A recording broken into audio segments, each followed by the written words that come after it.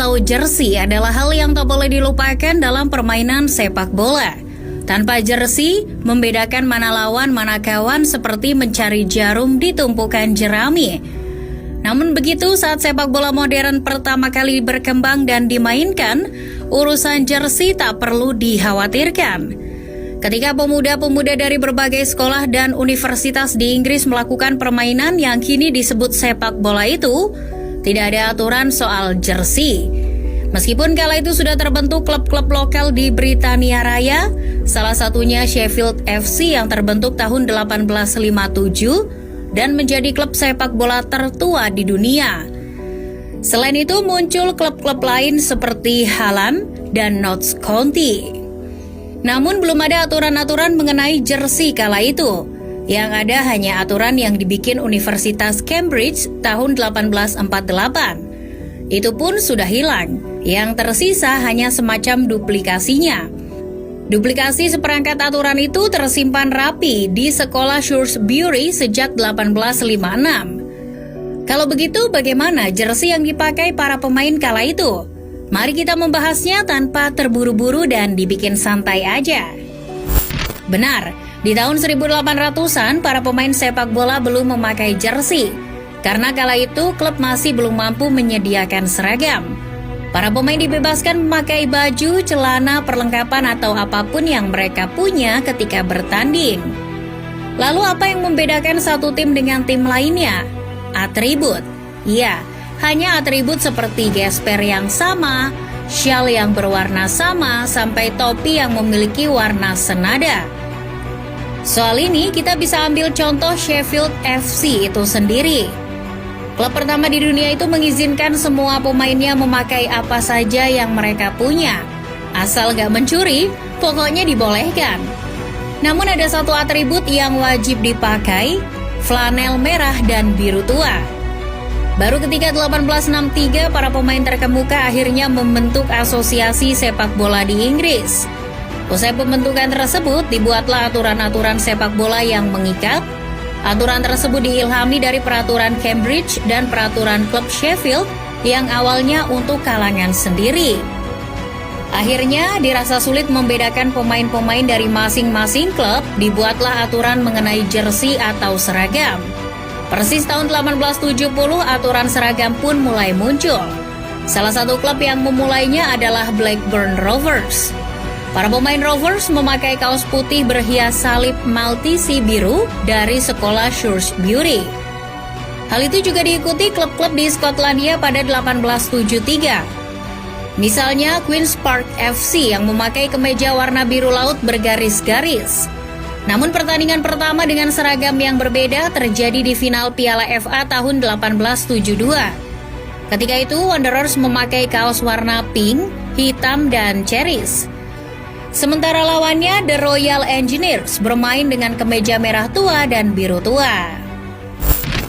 Sebelum era 1900-an, seragam sepak bola tampak sangat syar'i, yaitu celana harus menutupi lutut. Tapi setelah masuk tahun 1900-an, peraturan celana harus menutupi lutut dilonggarkan. Mulai tahun ini pula bahan-bahan seperti katun dan wol mulai dipakai. Tahun 1904, Liverpool FC mengajukan agar klub yang berkompetisi memakai kemeja atau kaos merah dan celana putih jika bermain di markasnya.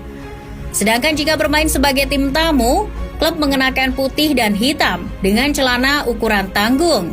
Sayangnya proposal tersebut ditolak ramai-ramai 2 kali, tahun 1904 dan 1906.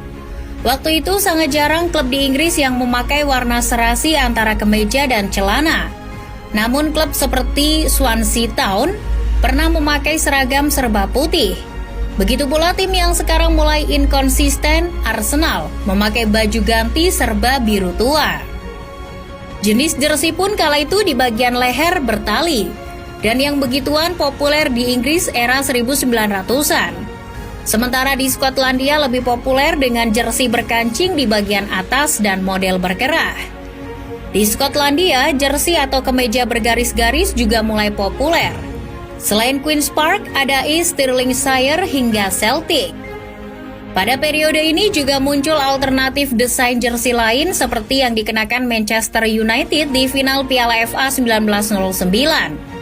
Ketika itu, MU tampil dengan desain bold V atau chevron di jersinya. Alternatif semacam ini kemudian ditiru Birmingham, Glossop, Clapton Orient, dan tentu saja Air Dryonians. Ketika itu penjaga gawang juga harus menggunakan outfit yang berbeda. Paling tidak dengan menggunakan atasan yang khas sehingga petugas pertandingan bisa membedakannya. Awalnya di peraturan warnanya merah atau biru, tapi setelah itu diubah menjadi hijau dan warna hijau untuk kiper pun menjadi standar di Inggris. Setelah setengah abad lebih, pakaian sepak bola selalu berevolusi. Menginjak tahun 1960, desain-desain jersey justru makin tidak menarik. Desain dibuat sangat sederhana seperti kurang inovasi. Namun begitu, ada perubahan yang teramat mencolok. Kerah kemeja yang sudah mulai membentuk huruf V, lalu sudah mulai menggunakan bahan sintetis, sehingga baju jadi lebih ketat. Sementara celananya jadi makin pendek dan kaos kakinya dipakai lebih ringan. Bajunya juga dibuat lengan panjang, tapi bukan untuk digulung sampai siku. Salah satu contohnya adalah Manchester United yang memakai atasan warna merah, celana warna putih dan kaos kaki warna merah tahun 1965. Kemeja dan celana serba putih juga cukup populer sekitar tahun 1968-1969. Leeds United, Brighton, Crystal Palace, Brentford PA, etc. semuanya memakai seragam serba putih seperti orang mau meninggal. Pada periode ini, klub juga sudah diperbolehkan menempelkan emblem atau logo ke jersey mereka. Tahun 1970-an, evolusi jersey sepak bola memang berubah cukup cepat. Di dekade ini, aparel sudah dibolehkan masuk. Itu tercetus setelah manajer Leeds, Don Revie, pada 1973 membuat kesepakatan pada produsen jersey terbaru mereka, Admiral. Tujuannya agar desain kit bisa menyebar luas.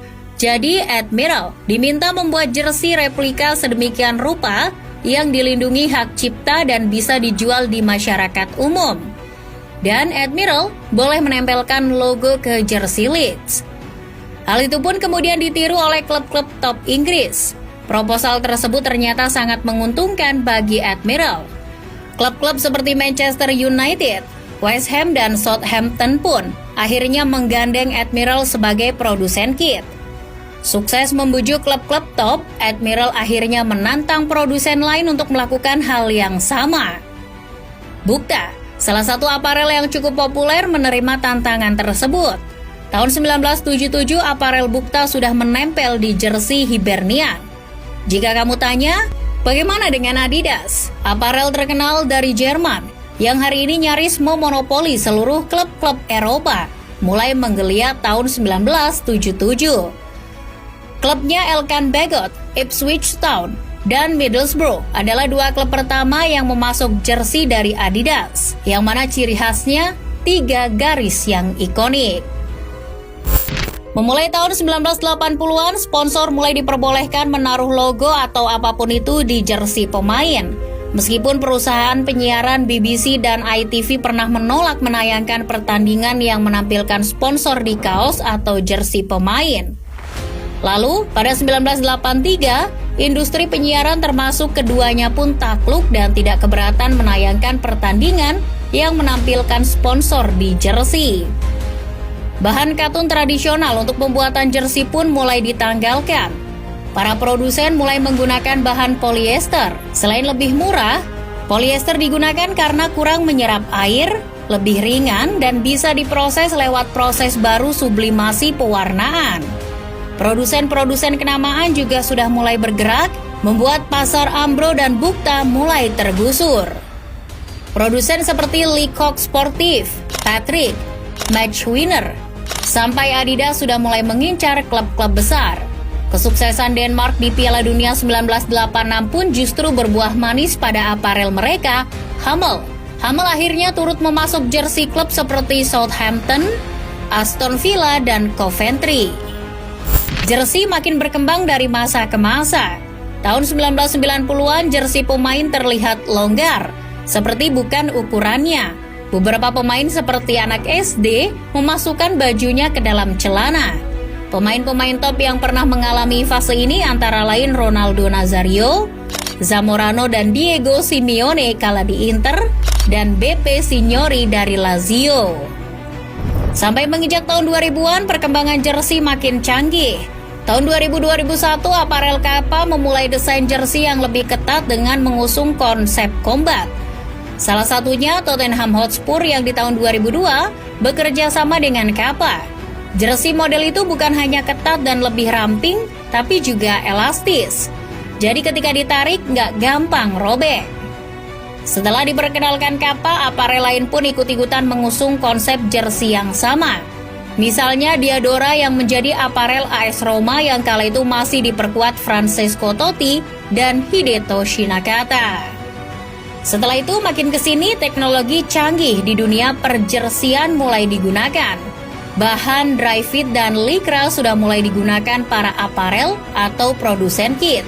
Ventilasi angin juga mulai dipikirkan.